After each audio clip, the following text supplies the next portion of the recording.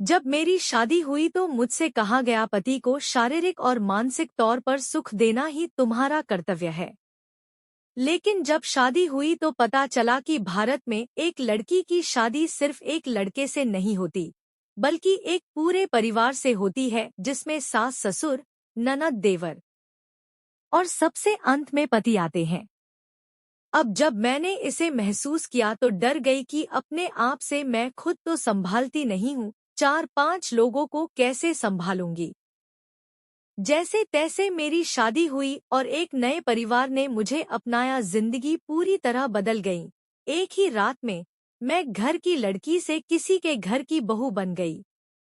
मैंने अपनी सहेलियों में देखा था कि शादी के तुरंत बाद ही उनका और उनके ससुराल वालों से झगड़ा होने लगता था। मैं कभी भी नहीं चाहती थी कि मेरे साथ भी ऐसा हो।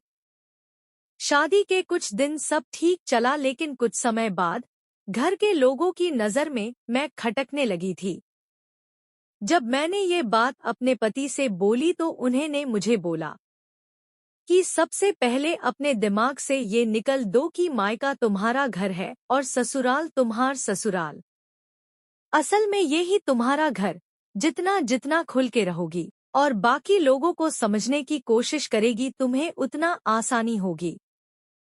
और यही बात उन्होंने घर के बाकी सदस्यों से कही कि ये इसी घर की सदस्य है। अगर इससे गलती हो तो इसे समझाओ, अगर इसे समझ ना आए तो डांटो।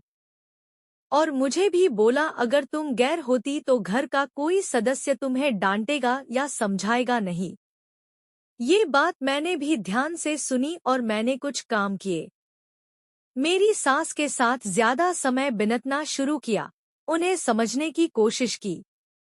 और मुझे समझ आया, जो औरत पिछले 40 साल से घर संभाल रही थी वो कभी नहीं चाहेगी कि उनसे ये हक छीन लिया जाए। इसलिए अब मुझे कुछ भी करना होता तो मैं उनसे पूछते। पता होता कि वो कभी मना नहीं करेंगी, लेकिन फिर भी उनसे पूछ के हर काम करती। इससे उन्हें ये एहसास हुआ कि आज भी घर में उनकी कदर हो रही है। क्योंकि वो बूढ़ी हो रही थी, ऐसे में उनके साधारण काम भी मैं अपनी तरफ से कर देती। अब मैं घर में सास की फेवरेट थी। मेरी ननद से ज्यादा मेरी सास मुझे मानने लगी। सास खुश हुए तो वो पापा यानी मेरे ससुर से तारीफ करती, सास खुश तो पापा जी भी खुश हो गए।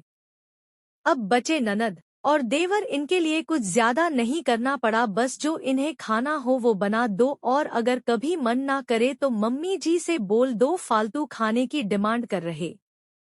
और इसके अलावा दोनों मुझसे छोटे हैं तो एक दोस्त जैसा व्यवहार किया। धीरे धीरे सब खुश हो गए और आज ये स्थिति है कि ना तो मुझे ये फील होता है कि ये मेरा ससुराल है और ना मेरे घर वालों को कि ये कहीं बाहर से आई है।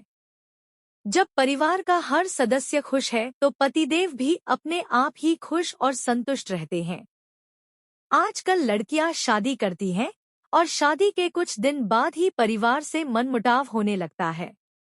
यही चीज मेरे साथ भी हुई, लेकिन मेरे पति के सूझबूझ की वजह से मैंने समय से पहले ही इसे रोक लिया।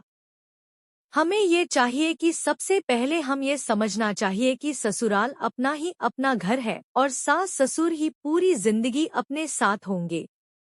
घर वाले खुश होंगे तो पति अपने आप खुश होंगे, और अगर पूरा घर खुश है तो क्या बात है।